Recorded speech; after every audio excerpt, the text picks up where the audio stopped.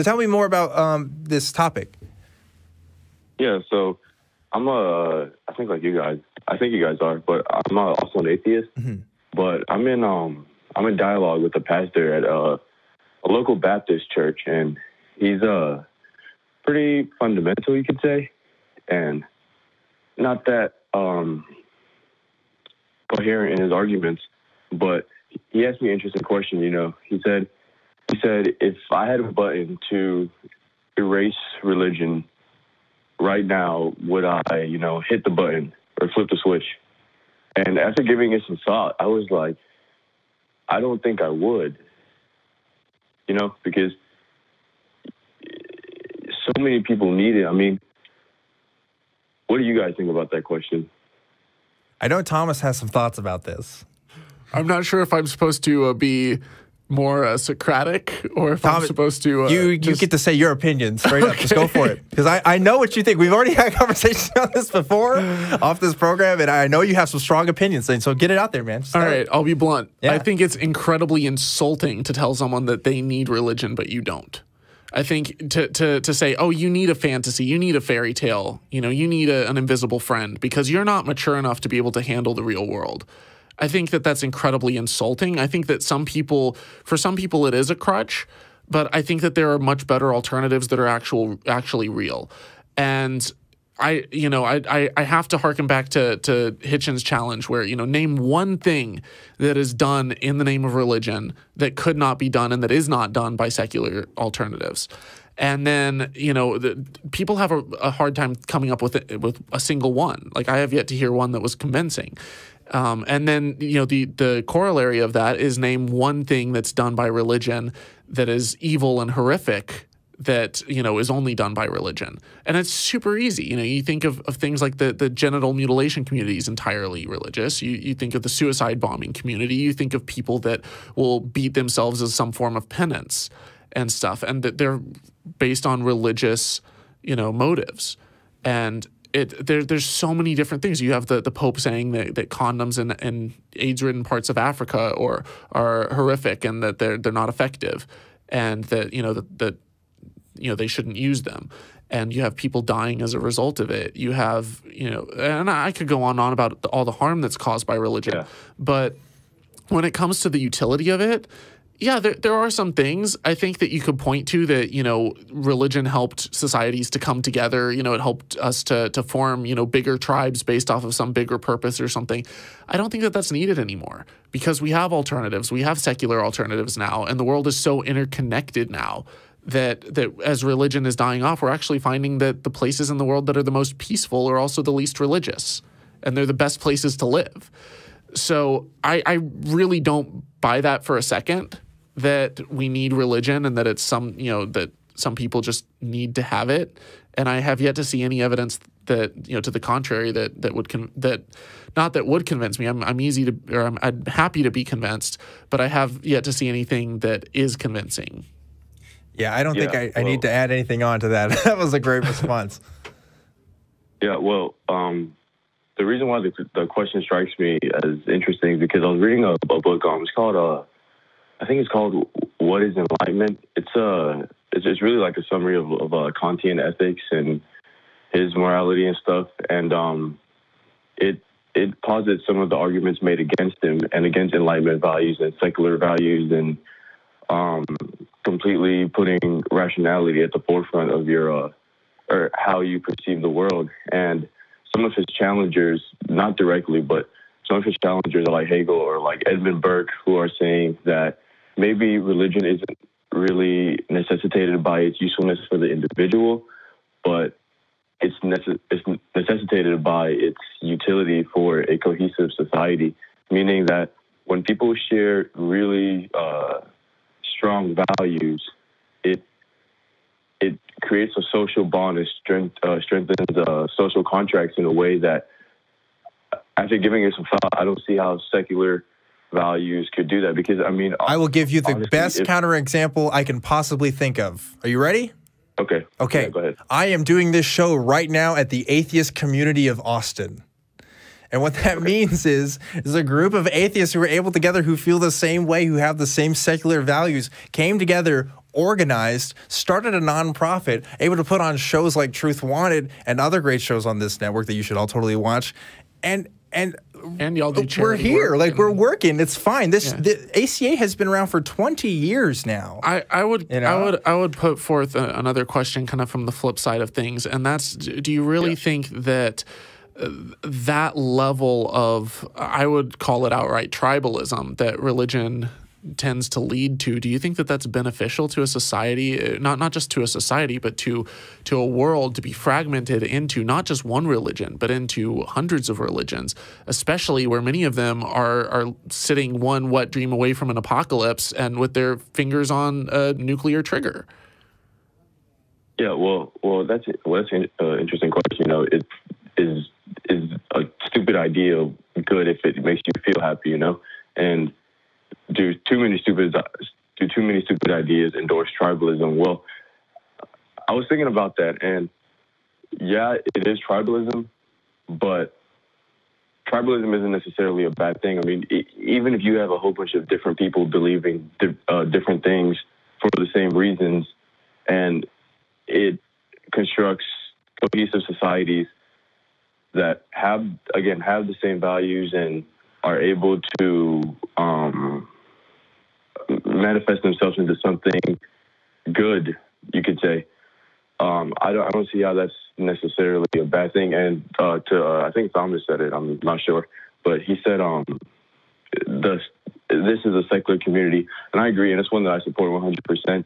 But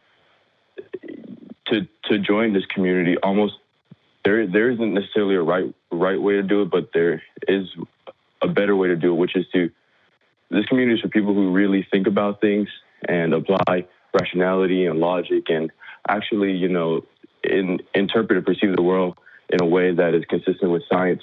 And I think that's a lot harder to build, really, or to replace what religion has done in that people can accept religion without any any rational thinking. So Edmund Burke argues that people have prejudices, and that's a really powerful thing because, you know, a lot of times you can't rationalize your way into doing incredible acts of good for people, or you can't rationalize your way into doing stuff that will obviously endanger the lives of yourself or others, except if you have that irrational belief that, you know, I could go to heaven for this, or I could get 72 virgins, or whatever crazy idea you have. It can still permit you to do things that you would not otherwise do, given the ability to rationalize what you're including pretending. horrific things. Yeah, that's an interesting point too, because people blow themselves up for 72 virgins. Mm-hmm. Yeah, of course. You know, there's charities that are put forth by Hamas, but there's also charities that are put forth by non-terrorist organizations, you know, like Doctors Without Borders, you know? Yeah. And so when I look at something like this, are you familiar with the expanding circle? It's a notion put forth by Peter Singer. It basically, this concept is that we started off basically taking care of our kin, our immediate relatives, our family members, and then that extended to friends. And we wanted to be nice to friends, and whether it was through reciprocity or just building a society, that expanded to our tribes. And then our tribes got bigger. Is this an altruistic argument where he is trying to argue for altruism and how we should because I'm familiar with Singer's arguments, but I'm not. So it's based off of it's an argument for a secular form of morality, and it's not so much an argument for it. It's more of a way of explaining how societies have become more peaceful. Because if you read Better Angels of Our Nature by Steven Pinker, he talks about how, and he demonstrates how societies have become more and more and more peaceful. That's just that those are the facts. That's what the data shows. And even in the 20th century with 2 world wars, we've been living in the most peaceful time in human history, if you really lay out the data. And one of the explanations for this is that society has been coming together. They've been, you start having higher literacy rates. People start reading, first-person accounts from someone else who's a different skin color, a different ethnicity, different, culture, and they're starting to be able to put themselves in this other person's shoes. You have borders starting to disappear and different nations trading with each other and realizing that, that trade is more advantageous than war. And so you have, this peaceful era of trading that comes on. You have democracy starting to spring up, and democracies are less likely to go to war with each other because it's less, advantageous. So all this stuff, we're building up not just one global community, one society, but we're doing it from a secular position it doesn't need religion to come about. And we've actually seen religion declining as the world is becoming more cosmopolitan, more interconnected, more peaceful. You just go on the website Imager and you'll see like these pictures from, someone posting something in Japan or Korea, and you're like, oh my God, I saw the same show and I had the same reaction, the same memes. And there's like this connection that's happening where we're starting to realize that we're not so different from people, even if we're ethnically a little different, culturally a little bit different. We're becoming this big global community. And it's too late for that to really be reversed, because the internet has brought us all together. And, you can hop on a plane and end up on the other side of the world in 12 hours. And, so to me, I don't really see how we need religion to accomplish this. If anything, I see religion as cutting that expanding circle into pie pieces and saying, well, yeah, we're all the human race, but you're sinners and I'm not. You're going to hell and I'm not. And you're an infidel and I'm not. You're an apostate, I'm not. And invoking violence against people who are in those other camps.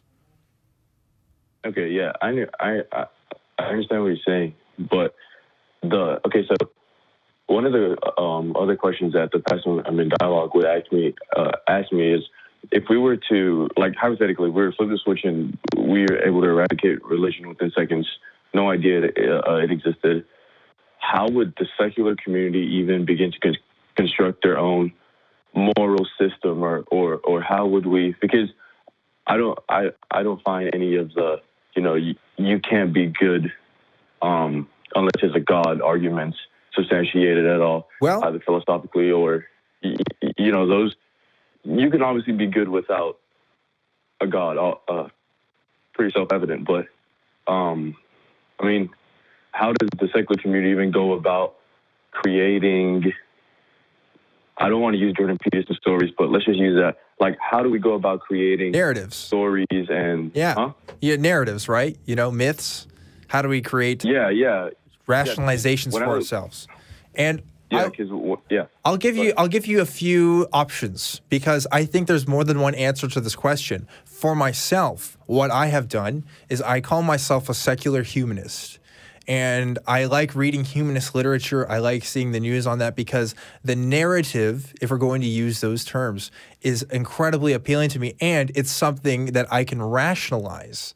As you know, secular humanism has quite an interesting history as to how it came about and how it chooses to define itself, because it is kind of a principled system of ethics that's based on this idea that we don't have to be good with God, or we can be good without God, and that we choose to have rational, empirical evidence to base our beliefs. And somehow, I can't give you all the nitty-gritty details, but somehow it works. And somehow these humanist organizations continue to donate to charity every year. They continue to make self-sacrifices for causes that they believe in, because they were able to rationalize that. Now, I'm not going to sit here and tell you this is how you need to rationalize things, that humanism is the only way, but I am going to say that there are alternatives, even if it might not appeal to the same person at all times and at all places, because I don't think something like that actually exists.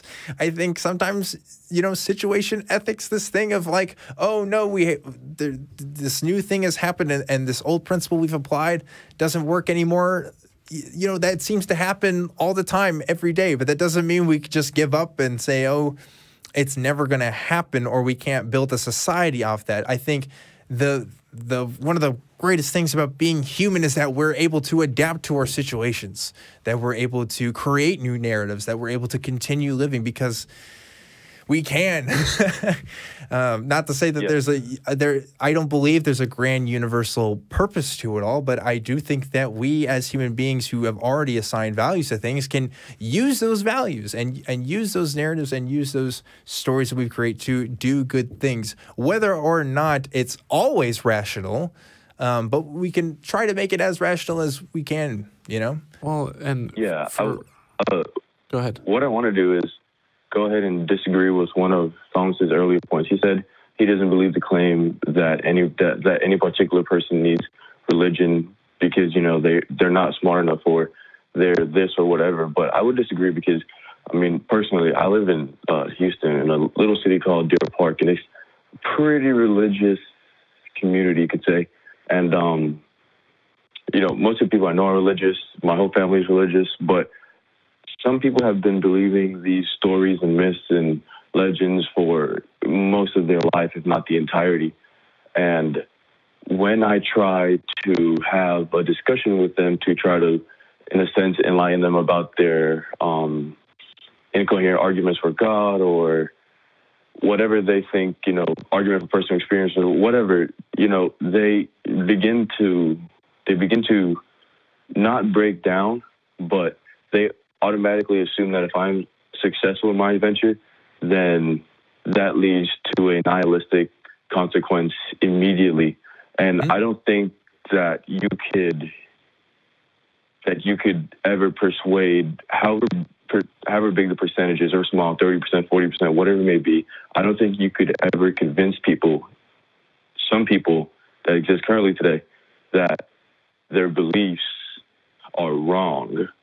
And yeah, so I just wanted to disagree with Thomas's first point. I'm not saying that everyone can be convinced, and I'm not saying that for some people that it's not, you know, a comfort, or that for some people they don't see it as a positive thing in their life. I understand that's the case.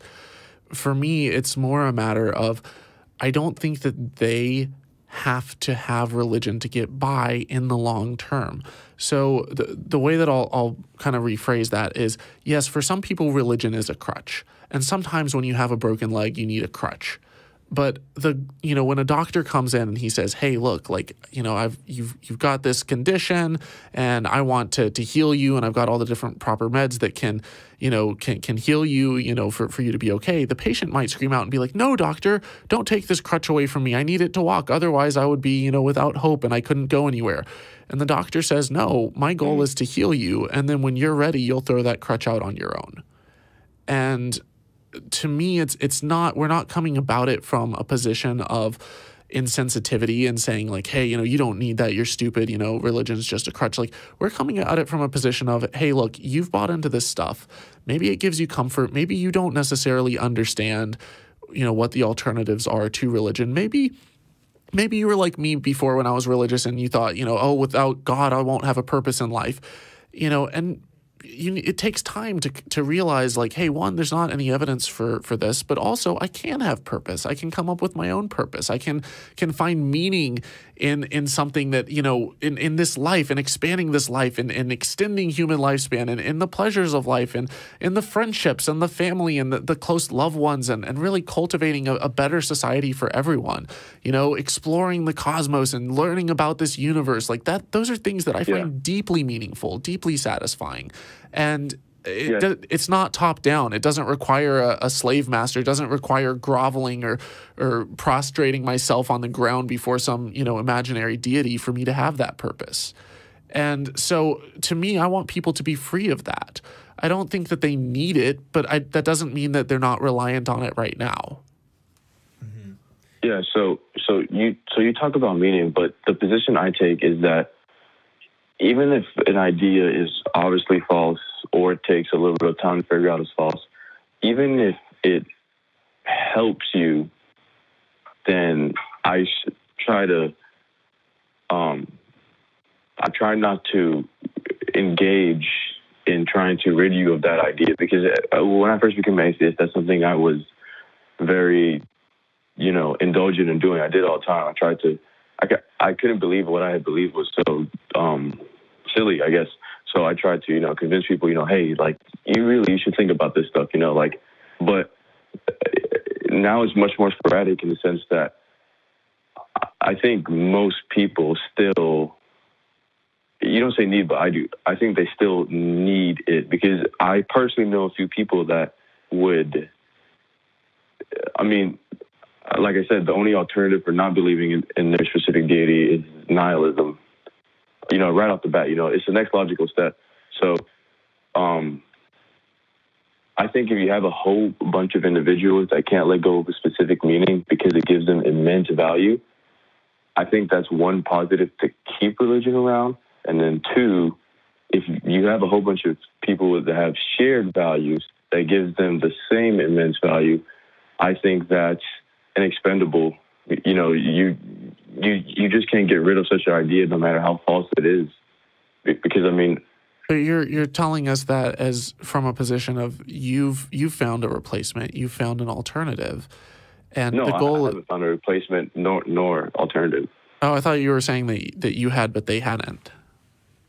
No, I'm saying I wouldn't want to rid them of the ideas that they harbor. What I'm saying is, or my reason for that is because I don't see any moral philosophy or any value system that, you know, you could get a whole bunch of people to subscribe to, because you need shared values for any cohesive society. So that's where I'm coming from. Well, okay, there's a lot there in that response that we could individually talk about. First, I want to talk about this idea of talking to other people and trying to convince them they're wrong, first off. I think that's like a common atheist thing that happens. I think a lot of people who first identify as atheists, they want to tell the world about it and have these conversations, which is good and bad. I think it kind of gives a bad name sometimes because it's like, oh, these atheists, they talk about atheism all the time because...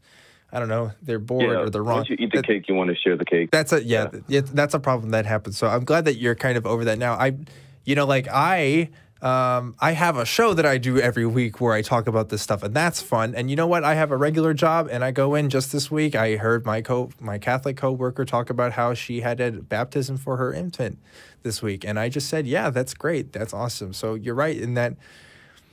You know, there's not always going to be times where your beliefs and your ability to correct people is appropriate. And pick your battles too. Yeah, that's something. There's no. I wish there was a great go-to heuristic for when's a good time and when's not time.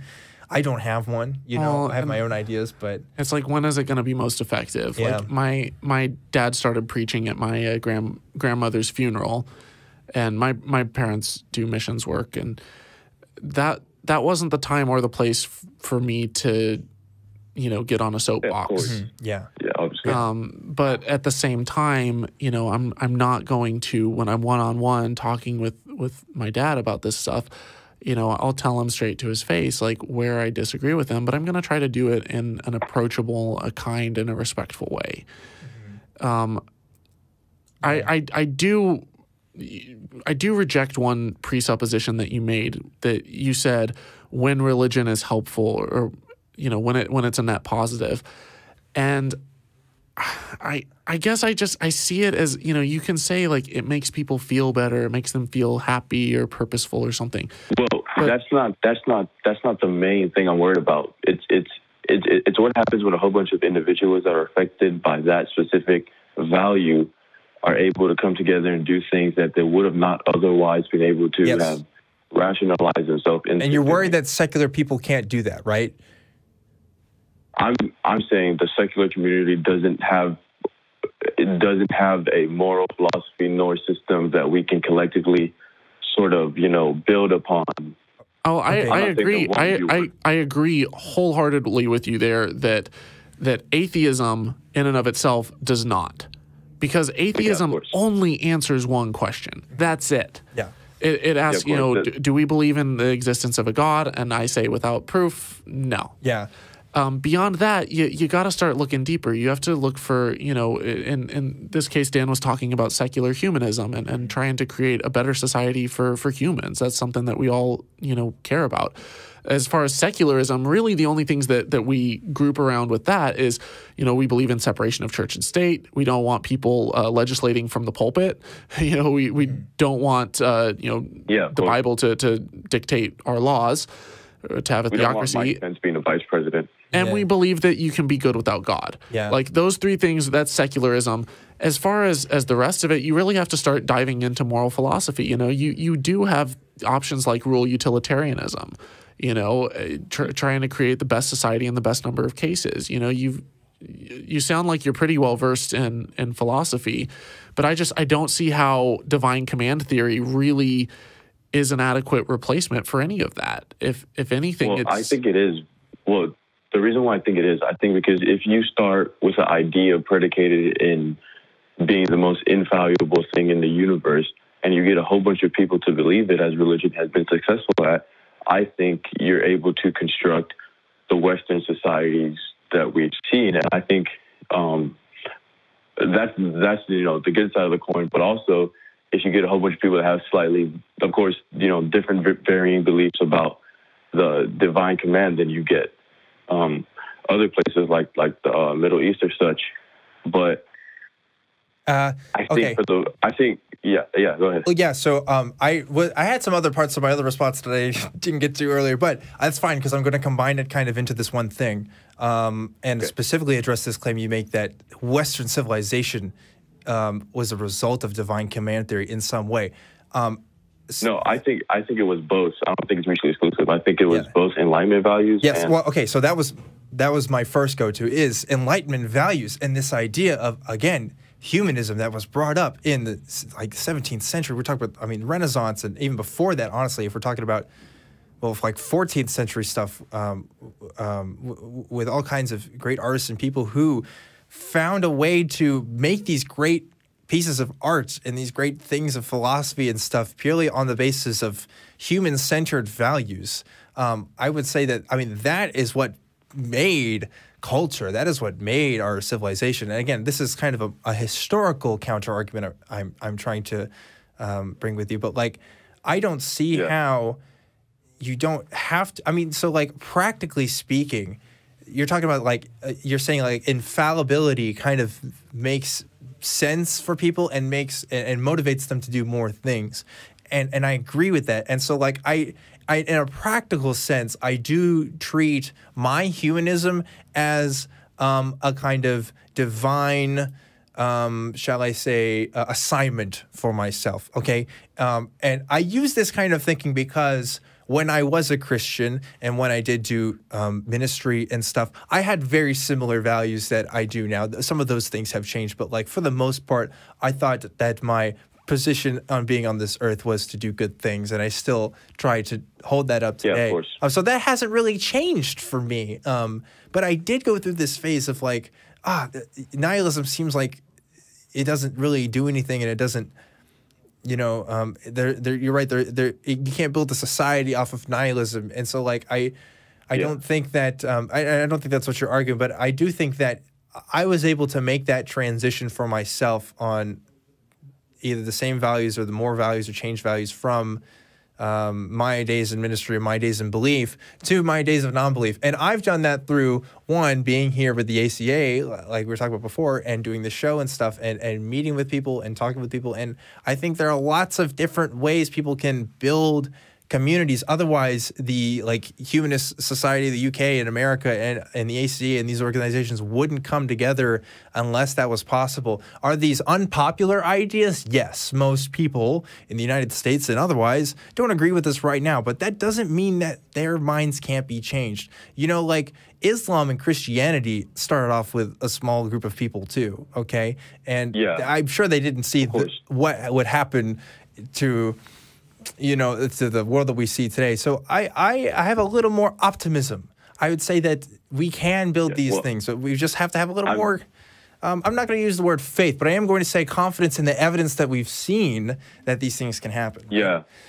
Well, I'm very much more pessimistic because I'm a hobbyist philosopher. So, but in the small works I read of Nietzsche, or I look at the failed. The failed tries of Kant's, I think it's called the categorical imperative, and I look at different philosophers at different times, atheist philosophers, of course, even Singer today, or Harris, or I look at their arguments on trying to do what you guys are saying, which is basically, what I think you're saying. I don't want to words in your mouth, but that we can have a common value being that, hey, we're all human, Mm-hmm. So let's bond together on that. But I think that's just a false idea. And I think that's what Nietzsche realized, that as soon as you begin to say, okay, we're all humans and we need to work together, I think that just fails, because if you have an idea that can bond with people, especially one that rewarded them for doing things that they would not have done otherwise because it would have killed them, I think that is always much better to have than to escape the, hey, we only live this once, so let's try to do our best, because people do that for non-religious. Like, I'll give you one example. People do that all the time for patriotism. Yeah, that's true. Yeah. Well, these are all forms of tribalism that are shared around an idea or value, which I'm trying to assert is much more powerful than what humanism. Well, I don't think it has to specifically be tribalistic, though. I think that it can be the entire human race, that it can be collective, and that you can have that level of investment that you see people who, they throw themselves on a grenade to save their comrades in the trenches. That type of selflessness, that human solidarity is ubiquitously like present in human nature. We try to put together societies. If you get kicked out of a society, you will do anything to scrape and try to get back in. And part of it is evolutionarily ingrained in us, but I think that there's more to it. But when you look at going back to the Enlightenment, you look at the American Constitution, it is a secular document. These notions of separation of church and state, of freedom of speech, of putting the individual above sacred dogma, where suddenly you can question anything and there's no blasphemy laws and you're not going to be burned at the stake as a heretic. We're looking at, before that, hundreds of years where you had a history of, people being tortured in the Inquisition because, they didn't toe the religious line. You have things like the Crusades and stuff. And so, all of a sudden when there's the shift to, oh my God, the individual matters. Human life is valuable. It's not just that there's these religious dogmas that are sacred above all else that you have to uphold, where there's this shift in values. That wasn't a religious shift. That was a secular shift. Yeah, well, that's what Burke argues against Kant, because Kant is saying the same thing you are positing, that individual values matter more than anything, and I would agree with you wholeheartedly. The individual should always be placed above the wishes and hopes of the collective. But I think you can't have a collective without having a whole bunch of individuals. And although the individual may obviously be more important and your interest should always be put before anybody else's, you could say, or you could, say it other ways to sugarcoat it. Even if you put an emphasis on individual values and you put the antithesis on, do this, and I'm just going to tell you to do it, and you're going to listen to it because my dogma is the best thing ever. Dogma isn't necessarily a bad thing. If you have dogma or you have a dogmatic leader like a preacher or whatever you want to go with, if he's instilling a common value, I would still say that's better than the Enlightenment notion that the individual is more important than the collective. Because you could have a whole bunch of individuals that put huge emphasis on their individual rights and their whatever they want to call it, but as long as you have a group of people that believe the same thing for the same reason, is always going to be more important than individual rights. And I think that's what Kant failed to realize. Important, I'm not sure about. Effective, maybe, but important, that's a value judgment that I'm not really understanding how you're getting to. I think Thomas has made some really great points about the problems of dogmatism and. I kind of want to get our definitions right. When we were talking about dogmatism, you said that you don't see it as a bad thing. When I think of dogmatism, I think of asserting something that cannot be questioned, that's like without evidence or maybe on shoddy evidence, or just, you don't question this, you just take it point blank. And I see that as extremely dangerous. I see it as utilized by every totalitarian regime ever, by every authoritarian religion ever. And I'm not sure I would agree with you there. But perhaps it might be a difference of definition. No, we have the same definition of dogma. I'm just saying that while it may not be the best thing, arguably one of the worst things that you could use to manipulate X number of people, what I'm saying is it's still more effective than putting an emphasis on individual rights to achieve some collective goal. But it wasn't the entire 20th century an exercise in that experiment where you had, communistic societies that didn't value the individual, and then you had capitalistic ones that said, you know what, like we'll see how a capitalistic economy fares by comparison, and the two competed toe to toe, and the result is overwhelmingly in favor of societies that allowed the individual to have self-determination and to seek the best for them and for their families. Yeah, and I would agree with you, but so let me phrase it in light of what you just said. In individual values and rights matter, or individualism. But let me retract that. I don't see that as the correct. I don't know, because to me, you're talking about political theory and ethics and values, and I don't see how those two really Well, they overlap. Connection. They overlap. No. One informs the other. I would. How? So your moral philosophy will inform your political theory. Yeah, I don't see how. For example, if your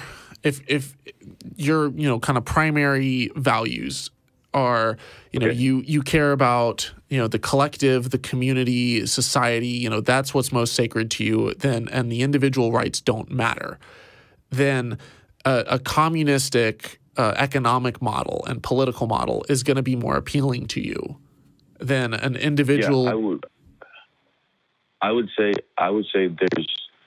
that doesn't make sense, and here's why. Because you could have you could put the emphasis on extreme individual rights. Your interest matters more than the existence of the universe itself, and still get communism, because you're saying, hey, individually we all deserve the same thing. Or you go the route you said and say, hey, it's all about society, it's all about the common good, so let's abolish the private corporations and redistribute the production and goods in this way. You get that conclusion irrespective of what your moral philosophy is. I don't see how you're getting there at all. Like, literally the root of communism is like commune. It was like a collective of people, not an individual. The whole purpose of it was to have, these communities that were valued above the individual, and you would redistribute, you'd take from, everyone, you take from them according to their means, and then you distribute according to people's needs. But it was a very collectively based society. It was not individualistic at all. And that's why you had, in almost every communistic society in the world, you had a kind of a disdain for the individual rights. And you had, whether it was the gulags or whether it was, basically assassinations of individuals or wiping out entire people groups that didn't toe the line. Like, there was a disdain for the individual, and it's I don't see, by definition, it was not an individualistic system. Yeah, I see what you're saying now, and that makes sense. The ties to the political theory, I haven't really thought about, so I guess I'll think about that some more. But it was a great conversation, though. Yeah. Absolutely. Yeah.